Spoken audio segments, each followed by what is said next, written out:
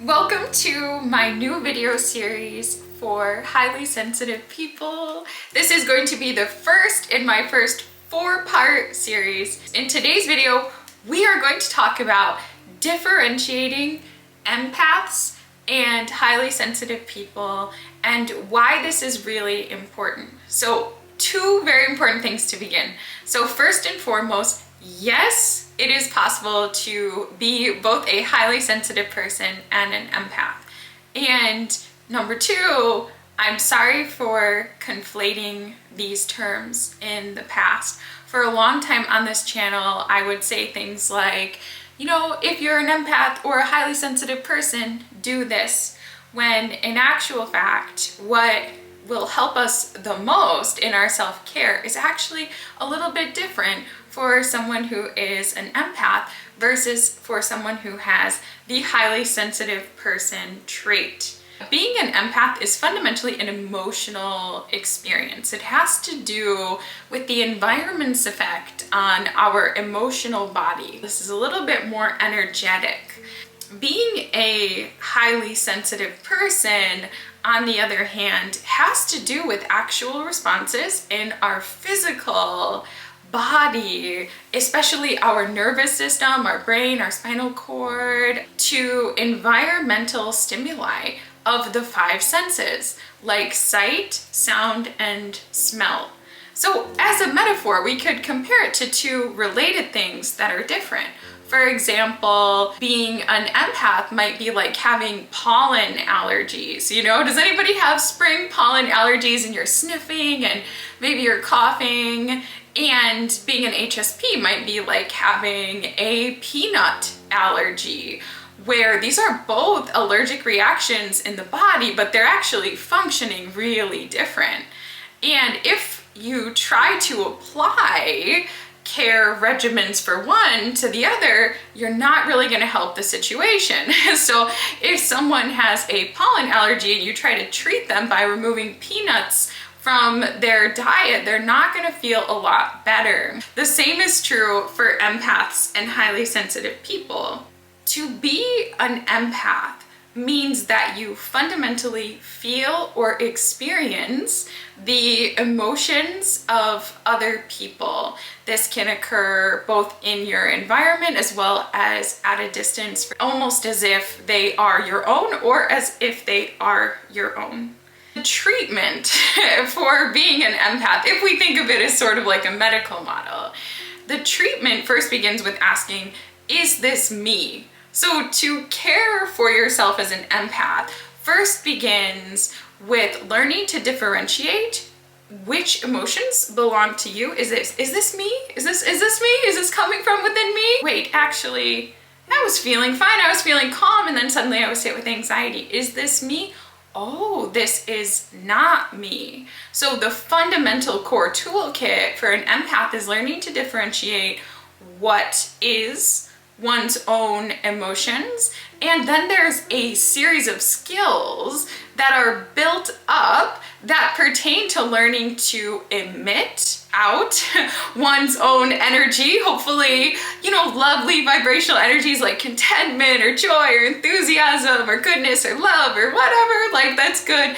We learn to emit outward as empaths rather than absorbing or intaking and within ourselves the emotions that surround us. So emit, don't absorb, is part of self-care for empaths. And another important part of self-care for empaths is developing energy clearing strategies to discharge energies that have been accumulated in the aura. And this can be things like utilizing sage, taking a salt bath.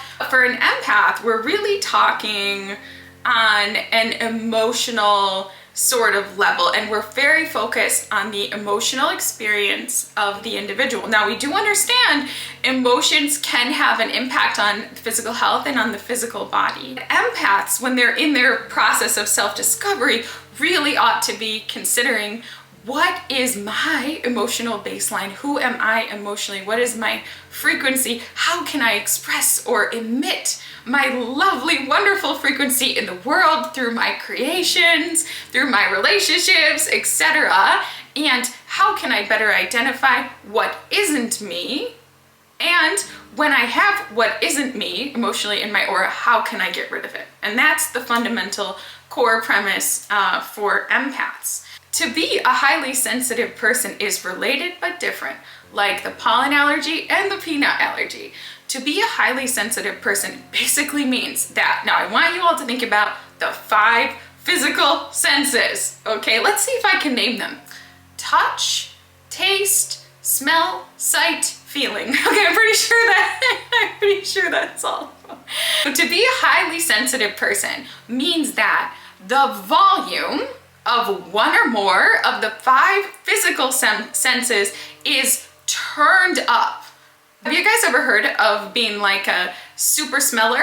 Have you ever met a super smeller? Oh, I definitely have. They're like, do you smell that? Do you smell that? Oh my gosh, like, oh, that smell. Oh my gosh, how can you tolerate that? And then like, meanwhile, you're like, I'm good. You know, like I'm good, like there's no smell. That person could be an H.S.P for smelling. Some people could be an H.S.P for all the 5 physical senses, but I think most people are highly sensitive in maybe a few.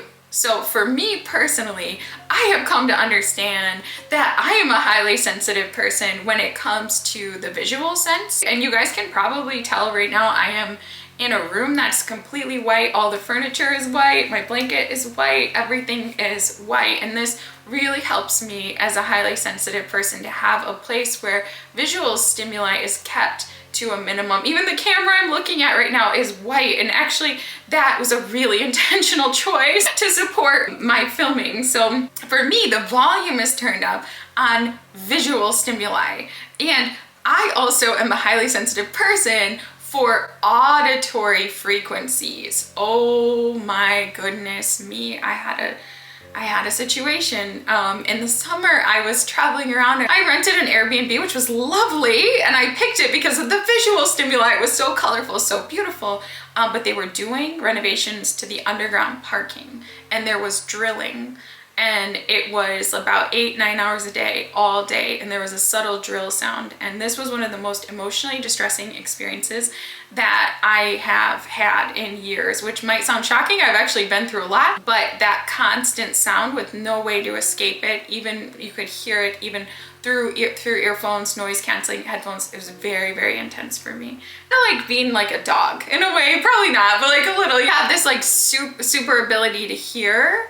That's kind of what it's like. But as a highly sensitive person, the way that you help with your self-care is you actually manage incoming stimuli of the sense through which the volume is turned up. For me, being a highly sensitive person to visual things, some simple things I do, I actually keep my screens on minimum brightness all the time. I also keep night shift on all the time on all my devices. I also will close my eyes. Like sometimes, like if I'm like really overstimulated or overwhelmed, stay tuned for more videos on that. I'll just close my eyes. I'll wear sunglasses sometimes, so that way I don't, like, I can close my eyes for a moment if I want and nobody will notice. Creating a beautiful environment with minimal clutter and stuff like that, that can be very beneficial. For me, with having intense hearing, something that's really helpful is carrying earplugs or noise canceling headphones and just listen to nothing. And be careful though.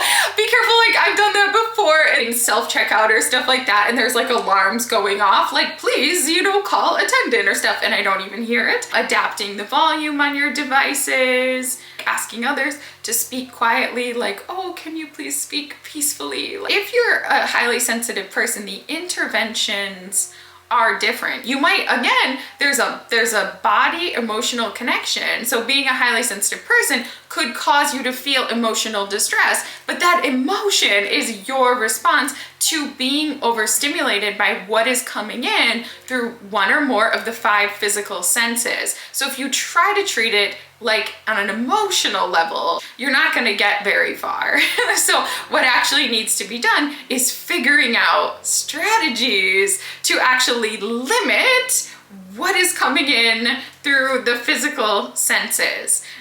Being an HSP also means that your physical body is very affected. So one thing that's interesting about this is like they can measure it on fMRI scans. They can actually measure it with circulating cortisol. So highly sensitive people, if you've ever had your cortisol tested, tend to have higher cortisol because the physical body is responding in a stress way to physical stimulus. And there's actually, like in medical settings, there's a lot of physical stimuli. There tends to be like fluorescent lights, there tends to be alarms that might be going off, there tends to be unusual smells, stuff like that. And it actually causes stress hormones to rise in the physical body more quickly. A normal person might not get a stress response or much of a stress response from an alarm going off, for example, but a highly sensitive person with auditory sensitivity may get a huge spike in cortisol, huge spike in adrenaline. For a highly sensitive person, it could be of great benefit to take a supplement that helps to lower cortisol levels.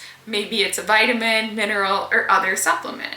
It can also be helpful to learn ways to actually bring calm to the physical body, like through breath, or through humming, or simple tricks to kind of carry things like a weighted blanket with you when you travel, things that actually bring physical calm to the physical body.